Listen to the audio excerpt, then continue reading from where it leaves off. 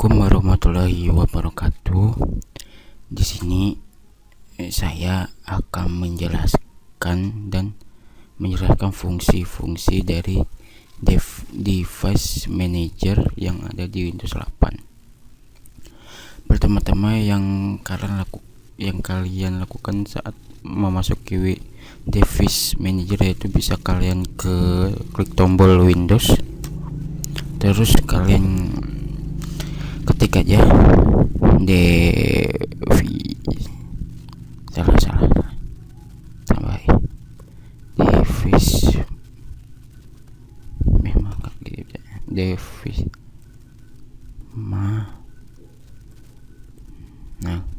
ini teman-teman, otomatis sudah ada muncul seperti ini.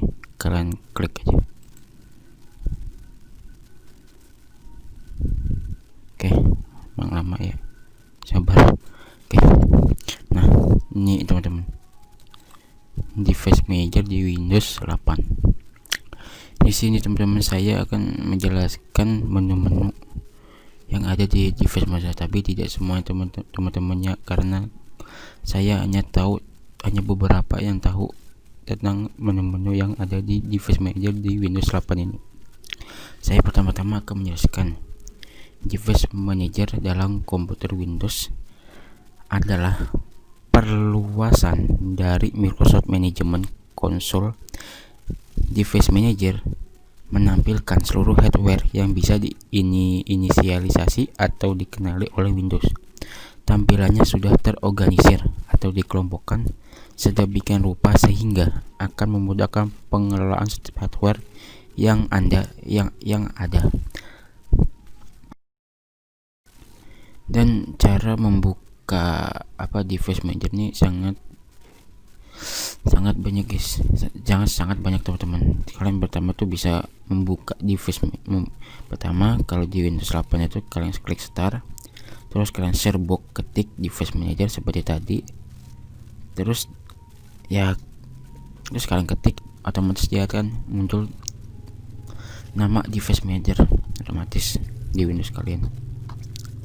Dan kegunaan dari device manager ini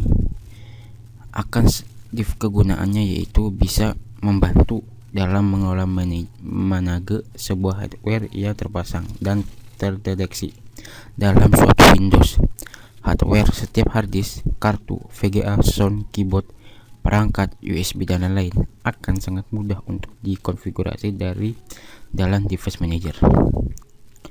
Dan ada juga nih beberapa fungsi kegunaan device manager, antara lain: pertama, menunjukkan status suatu hardware. Yang kedua, menunjukkan informasi detail suatu hardware. Yang ketiga, mengelola driver hardware, disable, enable hardware.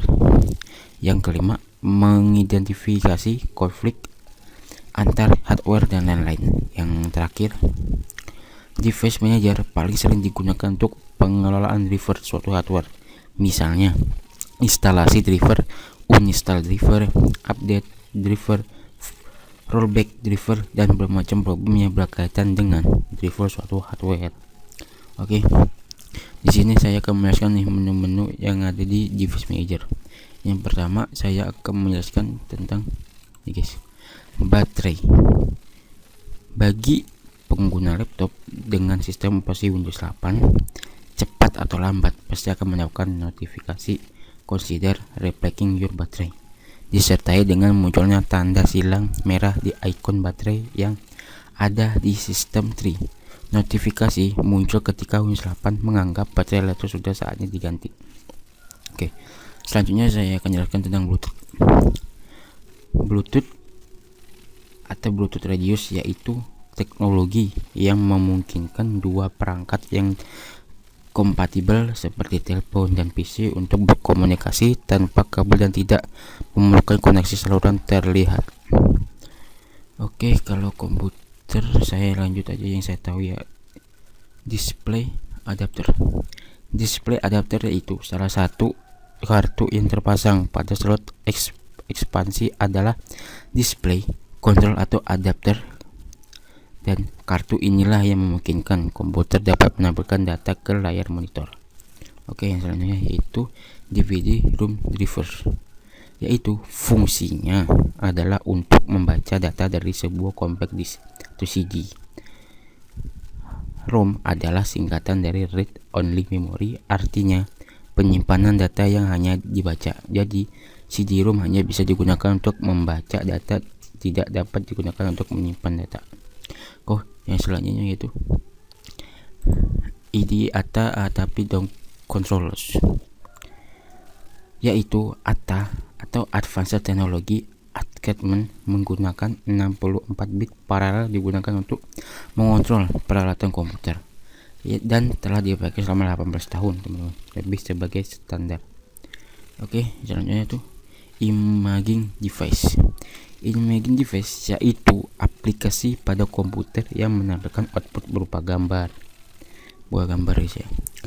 Dan selanjutnya keyboard yaitu peranti untuk mengetik atau memasukkan huruf, angka atau simbol tertentu ke perangkat lunak atau sistem operasi yang dijalankan oleh komputer teman-teman. Oke, yang selanjutnya itu mouse and other pointing device, yaitu peranti masukan, lebih spesifiknya peranti antarmuka manusia teman-teman, yang memungkinkan pengguna untuk memasukkan data spesial atau kontinu dan multidimensi ke dalam suatu komputer. Oke, selanjutnya itu monitors.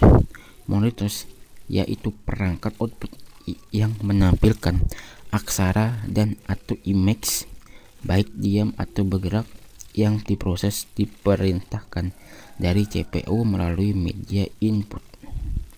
Oke, selanjutnya yaitu network adapter. Network adapter ini agar komputer bisa terhubung dengan suatu jaringan atau network. Berarti komputer tersebut membutuhkan suatu alat khusus teman-teman. Alat khusus yang dirancang untuk mengubah, mengirim dan menerima data dari dan ke jaringan. Oke, selanjutnya yaitu prosesor teman-teman. Prosesor fungsinya yaitu berfungsi untuk memproses semua perhitungan yang harus dilakukan oleh komputer. Oke. Dan untuk sound video dan game, sound video and game controllers yaitu soundcard diperlukan untuk mendengar suara hasil olahan komputer teman-teman. Jika kalian atau Anda ingin merakit komputer, maka lebih baik membeli motherboard yang sudah terpasang soundcard di dalamnya. Kualitas soundcard banyak dipengaruhi oleh chip DAC atau biasa disebut dengan digital analog converter. Untuk menerjemahkan output atau keluaran komputer ke monitor, untuk menggambar atau mendesain grafik, atau untuk bermain game, kita perlu VGA yang tinggi, kekuatannya 16 sistem device yaitu. Dan selanjutnya saya kan melakukan sistem device teman-teman, nggak terlalu sistem device yaitu sistem yang mengintegrasi aturan produksi dalam database berorientasi objek aktif atau disebut OODB. Sistem yang mendukung aturan event, aturan produksi yang berguna untuk beberapa tugas sistem database yang aktif seperti memeriksa integritas, kendala berasal dari pemberian data, database, pemantauan negara. Oke, yang terakhir saya tahu ini guys, Universal Serial Bus Controls. Ini fungsinya yaitu untuk menyediakan sistem interkoneksi yang sederhana, low cost dan mudah digunakan yang dapat mengatasi kesulitan karena terbatasnya jumlah port atau I/O pada suatu komputer. Mengakomodasi karakteristik transfer data skala luas untuk perangkat I/O, termasuk koneksi telepon dan internet, meningkatkan kenyamanan user melalui mode operasi plug and play. Dan itu guys menu-menu yang ada di device manager dari Windows 8. Cuma itu saja yang saya tahu guys ya. Untuk lebih lanjut saya cuma tahu tentang ini guys ya, tentang device manager dari Windows 8. Dan kalau seandainya ada kekurangan saat saya menjelaskan, saya mohon maaf karena saya baru belajar juga. Oke, sekian dari saya. Wassalamualaikum warahmatullahi wabarakatuh.